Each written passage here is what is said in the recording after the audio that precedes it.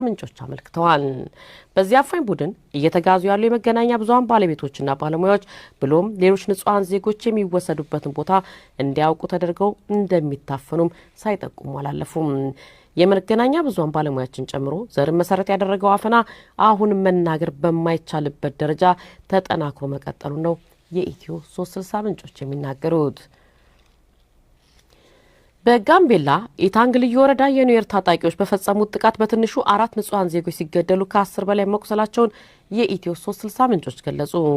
በልዩ ወረዳው 2 ቀበሌዎች የተከፈተው ጥቃት አሁንም ቀጥሏል የሚሉት ምንጮቹ ከዚህ ጥቃት ጋር ተያይዞ አንድ መንደር ሙሉ በሙሉ በእሳት መንደዱን ይናገራሉ።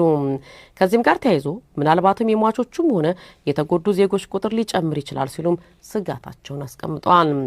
የዚህ ጥቃት ዋና ፈጻሚ በአካባቢው ራሱን ያደራጀው የኒውዌር ታጣቂ ነው ይባል እንጂ ዋናው የጥቃቱ ባለቤት ግን በሰላም ገብቻለሁ በሚል ወንጀሉን የቀጠለው የጋምቤላ ነጻ አውጪ ግንባር ነው ሲሉ አስምረውበታል።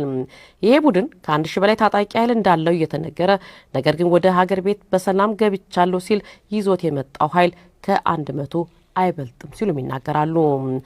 ለአሁኑ የነጻ አውጪ ግንባሩ ጥቃት ምክንያት ተደርጎ እየተቀመጠው ባለፈው ቅዳሜ ድንበር አልፎ በገባው በደቡብ ሱዳኑ የሙርሌ ታጣቂ ቡድን የተፈጸመው ጥቃት የሙርሌ ሳይሆን የአኝዋክ ቡድን የፈጸመው ነው በሚል መሆኑንም ያነሳሉ።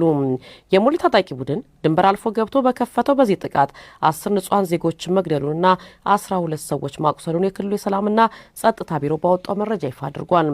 ጥቃቱ ደግሞ በማኮ ወረዳ ቤልኪቾ ቀበሌ እንዲሁም በዋንቱማ ወረዳ መታር ከተማ በመካነ ኢየሱስ ቤተክርስቲያን ላይ መሆኑንም በመግለጫው ይፋ አድርጓል። ከዚህ ጥቃት ጋር ተያይዞ የሞቱትም ሆነ የቆሰሉ ንጹሃን ዜጎች ቢሮ መግለጫው ላይ ካሰፈረው በላይ ሊጨምር ይችላል ሲሉም ግምታቸውን አስቀምጧል።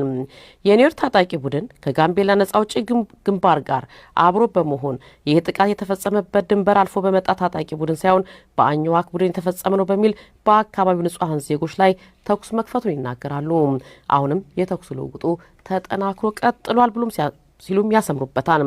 የኦነጉ ገዳይ ቡድን አጀንዳ አስፈጻሚ ሆነው የጋቱላክ ታጣቂ ቡድን በአካባቢው አሁን ጥቃቱን የቀጠለ ሲሆን ከዚህም ጋር ተያይዞ ምናልባትም የተጎዱ የንጹሃን ዜጎች ቁጥር ሊጨምር ይችላል ሲሉ የኢትዮ 360 ምንጮች ስጋታቸውን ያስቀምጣሉ። የጋምቤላ ልዩ ኃይልና በአካባቢ ያለው የፌዴራል ኃይል በጋራ የዚህን ቡድን ለመከላከል ከባድ ውጊያ እያደረጉ ከመሆኑ ጋር ተያይዞ ዛሬ በዚህ ጥቃት ምን ያህል ጉዳት እንደደረሰ እንኳን እስካሁን ማወቅ አልተቻለም ብለዋል።